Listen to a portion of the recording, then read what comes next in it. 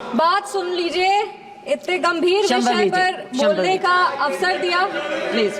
इस मौके पर हम आभार व्यक्त करेंगे हमारे पार्टी के राष्ट्रीय अध्यक्ष श्री चिराग पासवान जी का, क्योंकि दोनों तरफ से देख रहे हैं कि बहुत कद्दावर, बहुत सीनियर नेता संविधान के चर्चे पर बोल रहे हैं, पर एक पहली बार जीत कर आई हुई महिला युवा सांसद को संविधान के चर्चे पर बोलने का मौका दिया। इसके लिए हम हमारे राष्ट्रीय अध्यक्ष श्री चिराग पासवान जी के आभारी हैं।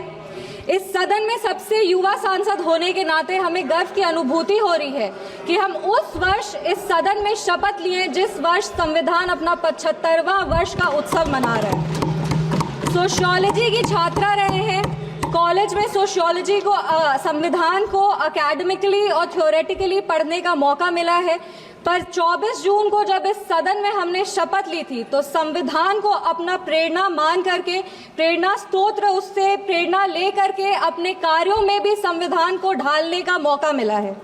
महात्मा गांधी जी ने भारत के संविधान के विषय में 1931 में कहा था, I shall strive for a constitution which will release India from thraldom and patronage.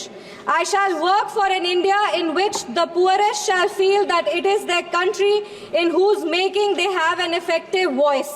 An India in which there is no high class or low class of people. An India in which all communities shall live in perfect harmony. This is the India of my dreams for which I shall struggle. इस सदन में जब हम शपथ लिए थे, संविधान की शपथ लिए थे और सत्य निष्ठा से प्रतिज्ञान किए थे कि भारत की प्रभुता और अखंडता को अक्षुण्ण रखेंगे और कर्तव्यों का श्रद्धा पूर्वक निर्वहन करेंगे, पर हमारे विपक्ष के लोग हैं जो विदेशी तंत्रों से हाथ मिला करके बार बार भारत की प्रभुता और अखंडता पर चोट करते हैं। एक तरफ जहां मोदी जी की कार्यकाल में एफडीआई बढ़ा है, जो फॉरेन डायरेक्ट इन्वेस्टमेंट है, वहीं पे इतने ही वर्षों में कांग्रेस का एसडीआई जरूर बढ़ गया। अब एस उसमें क्या है, उसका नाम लेंगे तो हल्ला हंगामा हो जाएगा, इसीलिए आप लोग खुद ही समझ जाइएगा। ये वही बात हो गया, हिंदी का एक मुहावरा है, मुंह में राम बगल में छुरी, पर ये भी विपक्ष पे सही नहीं बैठता है, क्योंकि विपक्ष तो प्रभु श्री राम का नाम ही नहीं ले सकते, पर छुरी लेकर के बार बार संविधान की हत्या जरूर करने का कोशिश करते हैं। इसीलिए हम लोग कहते हैं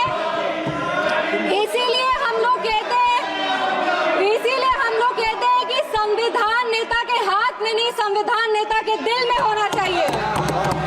एक उदाहरण देते हैं, 2008 में इसी सदन में ट्रस्ट वोट के लिए कैश फॉर वोट स्कैम किया गया था और लोकतंत्र का गला घोटने का कोशिश किया गया था।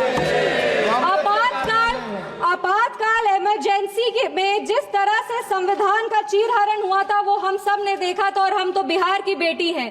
बिहार के एक पुत्र थे जयप्रकाश नारायण जी, जिन्होंने इसी दिल्ली में रामलीला मैदान में राष्ट्रकवि रामधारी सिंह दिनकर की एक कविता पढ़ी थी, सिंहासन खाली करो कि जनता आती है। उसने कांग्रेस की जड़ों को हिला दिया था और भारत में एक नई क्रांति का आह्वान किया था। आज जब हम संविधान के 75वें वर्ष का उत्सव मना रहे हैं तो हम नमन करते हैं संविधान के निर्माता डॉक्टर बाबा साहब भीमराव अंबेडकर जी का, जिन्होंने अपनी पूरे जीवन की सीख को इस संविधान के निर्माण में लगा दिया। लेकिन कांग्रेस ने उनका अपमान करने से वो कभी नहीं चूके। जिस संविधान सभा सेंट्रल हॉल में संविधान पे चर्चा हुई, संविधान लिखा गया, उस सेंट्रल हॉल में बाबा साहब की चित्र तक को इन्होंने लगने नहीं दिया। इनके कार्यकाल के 2 प्रधानमंत्री ने खुद भारत रत्न लिया सर मैम, लेकिन बाबा साहब को भारत रत्न नहीं देने दिया। मैं नमन करती हूँ उन सभी संविधान सभा के सदस्यों का जिन्होंने 2 साल 11 महीने और 17 दिन में इस संविधान को आकार दिया। बिहार के, इस देश के पहले राष्ट्रपति और संविधान सभा के अध्यक्ष डॉक्टर राजेंद्र प्रसाद जी का और संविधान सभा के सबसे पहले अध्यक्ष सच्चिदानंद सिन्हा जी का, जिन्होंने मिल करके इस संविधान के निर्माण में अपनी पूरी जीवन लगा दी। संविधान विपक्ष को कहना चाहेंगे कि संविधान सिर्फ आर्टिकल्स और प्रिंसिपल्स नहीं है, ये एक ग्रंथ है, ये आम आदमी का भरोसा है, ये आम आदमी की आस है। ये इस देश के नागरिक को वो महसूस कराता है कि वो स्वतंत्र है, सशक्त है और सुरक्षित भी है। इस संविधान की ताकत ही है कि आज इस 25 साल की युवा महिला सांसद इस सदन में महिलाओं की आवाज बनी है। ये संविधान की ताकत है कि इस देश के सबसे उच्च पद पर एक आदिवासी समुदाय की महिला विराजमान है। ये संविधान की ताकत है कि हमारे प्रधानमंत्री एक गरीब परिवार के सदस्य हैं और इस संविधान की ही ताकत है कि जननायक कर्पूरी ठाकुर जैसे व्यक्ति जो एक पिछड़े वर्ग से आते थे वो बिहार प्रदेश जैसे राज्य के मुख्यमंत्री बने।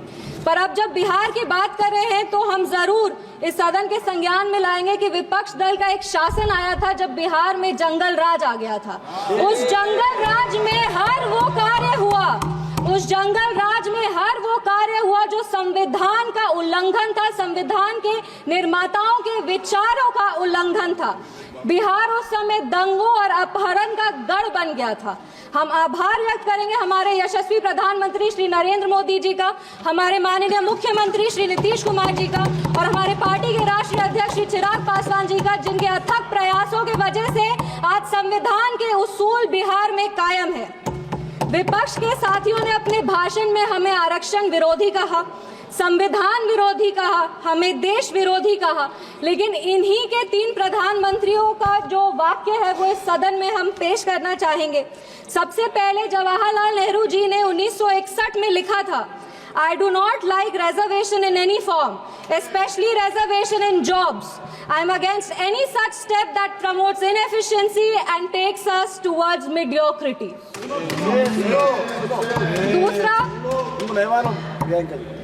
दूसरा इंदिरा गांधी जी ने, नीरज चौधरी जी की एक किताब थी हाउ प्राइम मिनिस्टर डिसाइड्स, उसमें उन्होंने कहा था अपने तब के लॉ मिनिस्टर शिव शंकर जी को कि एक ऐसा ATR तैयार कीजिए कि सांप भी मर जाए और लाठी भी न टूटे। ये मंडल कमीशन के रिपोर्ट पे उन्होंने कहा था।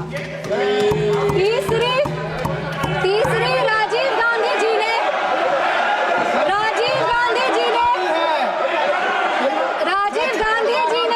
एक इंटरव्यू में आलोक मेहता को कहा था मार्च 1985 में, no promotion of. Rajiv Gandhi ji ने एक इंटरव्यू में जर्नलिस्ट आलोक मेहता को कहा था मार्च 1985 में कि no promotion of idiots in the name of reservation, and that promoting idiots in the name of reservation would harm the entire country. ये इनके 3 प्रधानमंत्री थे और देश 37 साल इनके प्रतिनिधित्व में था और इन्हें लगता था कि आरक्षण से इस देश में सेकेंड ग्रेड सिटीजन आते हैं। कांग्रेस को माफी मांगनी चाहिए इस पर। आप बात करते हैं सेक्युलरिज्म की, की तो एक आंकड़ा भी पेश करेंगे। जवाहरलाल नेहरू जी के कार्यकाल में 16 राज्यों में 243 सांप्रदायिक दंगे हुए। इंदिरा गांधी जी की कार्यकाल में 15 राज्यों में 337 सांप्रदायिक दंगे हुए और राजीव गांधी जी के कार्यकाल में 16 राज्यों में 291 सांप्रदायिक दंगे हुए। ये कैसा सेक्युलरिज्म का परिभाषा है, हमें तो समझ नहीं आता। एक और बात कहेंगे, कहानी सुनाएंगे। 1984 में जब सिख रायट हो रहा था, 1984 में जब सिख रायट हो रहा था तो एक सिख समुदाय के व्यक्ति एक दलित नेता के घर में रक्षा पाने के लिए गए थे, एक पनाह मांगने गए थे। उस दलित नेता के घर को जला दिया गया था। वो दलित नेता कोई और नहीं, हमारे पार्टी के संस्थापक श्रद्धेय रामविलास पासवान जी थे, जिनके घर को 1984 में जला दिया गया था। आप बात करते हैं संविधान की और सेंटर स्टेट रिलेशन की, तो बता दें कि इंदिरा गांधी जी की कार्यकाल में 11 साल में 35 बार राष्ट्रपति शासन लगाया गया। एक महिला, एक युवा और एक दलित सांसद होने के नाते हमें गर्व होता है कि हमारी सरकार एक ऐसी सरकार है जिसने संविधान के उसूल को अटल रखा है। हमारी सरकार ने संविधान को मजबूत करने का काम किया है। एक सेकेंड 2 मिनट बस खत्म करें। पिछड़े आयोग को संवैधानिक दर्जा हमारी सरकार ने दिया। पिछड़े वर्ग से आर्थिक रूप से कमजोर जो व्यक्ति आते हैं उनको आरक्षण हमारी सरकार ने दिया। इनके पास महिला प्रधानमंत्री थी, पर हमारे प्रधानमंत्री ने नारी शक्ति वंदन अधिनियम ला करके 33% आरक्षण दे करके महिलाओं के आवाज को अगर मजबूती किसी ने दी है तो वो हमारे यशस्वी प्रधानमंत्री श्री नरेंद्र मोदी जी। 1 मिनट। एनडीए की सरकार ने बिहार में हमारे प्रधानमंत्री, हमारे माननीय मुख्यमंत्री श्री नीतीश कुमार जी और हमारे पार्टी के राष्ट्रीय अध्यक्ष श्री चिराग पासवान जी के नेतृत्व में संविधान के सभी प्रावधानों को मजबूती से वापस लाए हैं और यही प्रयास करते हैं कि संविधान को अपना प्रेरणा मानकर योजनाएं बनाए जो हर वो नागरिक तक पहुंचे जो जरूरतमंद है। अंत में अपने वाणी को 4 पंक्ति पढ़ के बैठ जाओ दादा, 4 पंक्ति बैठ जाओ दादा, 4 पंक्ति पढ़कर अपने वाणी को विराम देंगे। हर रंग को खुद में समेट कर जो बेखौफ खड़ा है, जाति और धर्म के दायरे से जो आगे बढ़ा है, नैतिक निष्पक्ष समावेशी संविधान ही है वो जो 75 वर्षों बाद भी सहज खड़ा है। धन्यवाद। जय हिंद, जय